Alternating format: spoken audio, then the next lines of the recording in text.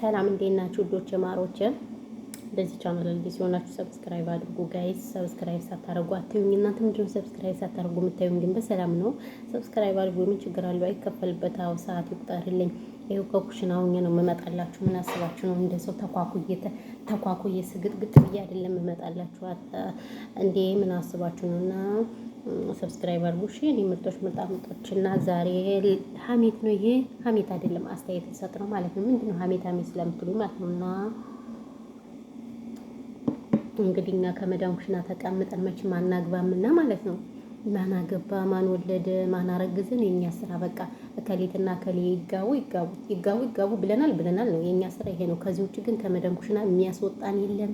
ምን እንደሆን ችግራችን በተለይ እንደኔ አሁን 8 ዓመት 7 ዓመት የተቀመጠ ኩሽና ተቀምጦ ምንም ሊንቀሳቀስ አልቻለም። ይሄ መንፈስ ይሁን ድግምት ይሁን ቅዠት ይሁን እኔ ምንም ሊገባኝ አልቻለም። ስለዚህ ጎበዝ የሆናችሁ ደግሞ በዚሁ አጋጣሚ ደው አድርጉልኝ። እኔስ በቃ ስልችት ብሎኛል። የአረብ ሀገር ስራ ማርያምን ስልችት እናመላችኋለሁ ማለት ነው። ዛሬ የመጣሁበት ስለ አብርሽ እንግዲህ አብርሽ እኛ ከመዳም ኩሽና ተቀምጠን አንድ ገና ሳናገኝ ትናንትና የተንቢሷ ከአረብ ሀገር ሄዳ ዩቲዩብ ከፍታለት በዩቲዩብ ላይ ተሻሽሎ ጎበዝ ሆኖ ጀግና ሆኖ አንበሳ ሆኖ መኪና ገዝቶ ምናምን እንግዲህ አግብቷል ማለት ነው። ማግባቱን እኛ እንወደዋለን። ዛሬ ዓመት ያው ማማቱ ላይ ነበር የተጋባ። ዘንድሮ ደግሞ እንግዲህ ያው የዘንድሮ ጥሩ ነው። ምክንያቱም ያው እኛንም እንትን እንዳያስብለን ማለት ነው። ስለዚህም እንግዲህ ሁለተኛ ሚስት አግብቷል። ያው ካለ ምን ችግር አለው? አይደለም ሁለተኛ ሚስት 3 4 ማግባት ይቻላል። ዋናው ብሩ ነው። ዋናው ገንዘብ ይኖራችሁ። ገንዘብ ካላችሁ ምንም ችግር የለውም። ይኸው ገንዘብ የሌለን ሆኖ አይደል እንደዚህ ሰው ሀገር ላይ አንዴ ኩሽና ሆነን አንዴ ሆነን እየተርመጠመጠን ብንመጣ ወደ መልእክቴና ወደ አጀንዳ ሊሄድ ነው እናላችኋለሁ። አብርሽ እንግዲህ ከሄርሜላ ጋር በመሞሸሮ ቤተሰብ በጣም ተቀይመዋል። ጋሽዬ ተቀይመዋል። ምክንያቱም ተቀይመዋል ታውቃላችሁ። እና ለምን እንደተቀየሙ እናንተ ታውቁታላችሁ። ምክንያቱም ልጁ ገና ልጅ ነው ጋይስ፣ ህፃኑ ገና ነው። ስለዚህ ህፃኑን ማሳደግ ሲችል ሁለተኛ ሲያገባ እናንተ ትክክል ነው ብላችሁ ታስባላችሁ? ጥያቄ ለእናንተ ነው። የምሰጣችሁ ጥያቄ ለእናንተ ነው። ምክንያቱም እናንተ ራሱ ችግር አለባችሁ። ለምን አትሉኝም? ለምን ማለታችሁ ተጋቡ ከማለት ሄርሜላ እና እንትነን ያን አብርሽን በመጀመሪያ እንትን ማለት ነበረባችሁ። ልጃችሁን አብራችሁ አሳድጉ ምናምን ነበር ማለት ያለባችሁ። ልጅ እንዴት ተለያይቶ ከአባቱ ይኖራል? እኔ ጥያቄ ለእናንተ ነው የምጠይቃችሁ። እናንተ በጣም እያበዛችሁት ነው ኮመንታተሮች። ይሄ ሁሉ እናንተ ናችሁ ተጠያቂ ለዚህ ሁሉ ነገር። ምክንያቱም ተጋቡ እያላችሁ በየቦታው ተጋቡ ምንድነው? ምንድነው ተጋቡ? ገና አመቱ ነው ይሄ ልጅ አይደል እንዴ? ህፃኑ ትናንትና ነው የተወለደ። ህፃኑን ማሳደግ ሲችል አሁን ሌላ ሴት ታገኛለች ብሎ ቀለበት ድርግ። ይሄ ምንድነው? ንገሩኝ እስኪ። እኛ ስንት አመት ሙሉ መች አገባን? ተቀምጠን ያለን። ይሄ ልጅ ደግሞ ገና ልጅ ነው።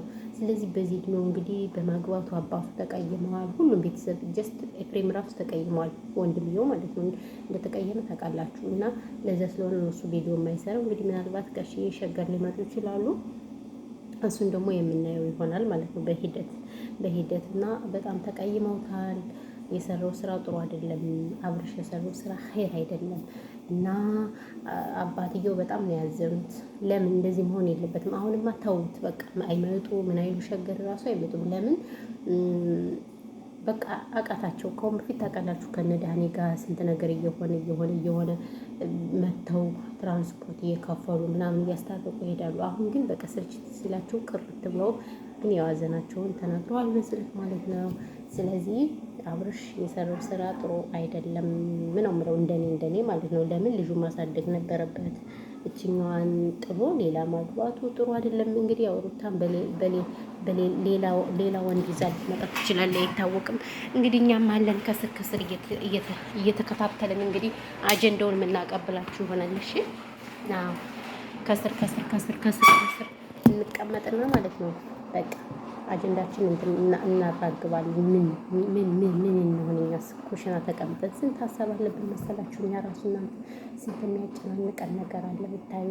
እዚህ ቤተሰብ ያስጨንቀናል፣ እዚህ ሀገር ያስጨንቀናል፣ እዚህ የራሳችን ኑሮ ያስጨንቀናል፣ እዚህ ደግሞ እነሱ ደግሞ ያስጨንቁናል። ምን ጉድ ነው እንዴ? ምን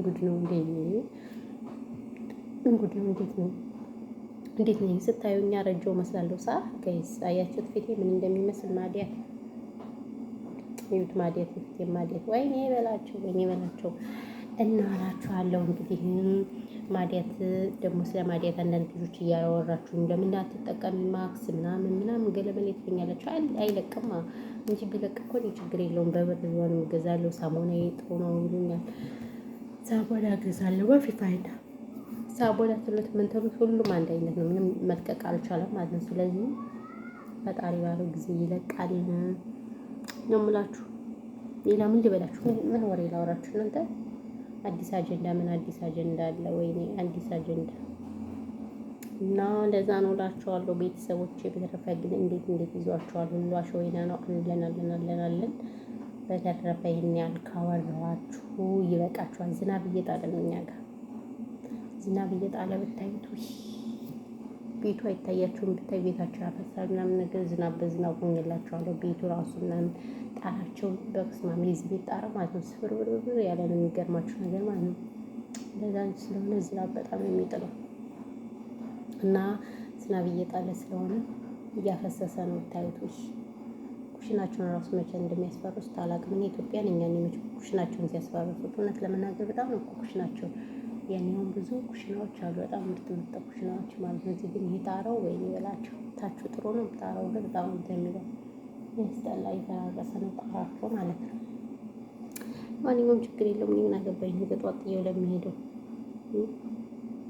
ሸቃሌት እንደው አሁን ልትሄድ ነው ወደ ሀገሯ። ሸቃሌት በቃ ሸቅላለች። በቃ ሸቅል አድርጋለች። እና ለዛ ነው በትክክል ሰላማችሁ ብዙ ትትረፍረፍ ይበልልኝ።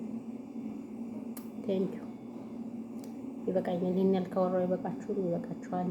ስለዚህ እንግዲህ ሙሽሮችንም እንግዲህ ያው ምንም ማድረግ አይቻልም። መልካም ጋብቻ ብለናል። መልካም ጋብቻ።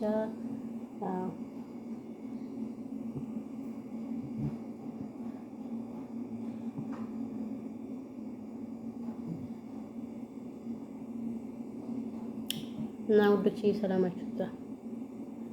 ሀሳብ አስተያየት ካላችሁ ኮመንት ላይ አስቀምጡ፣ እንቀበላለን። በተረፈ ኢትዮጵያ ሀገራችን ሰላም ያደርግልን። እናመሰግናለን ነው የምለው።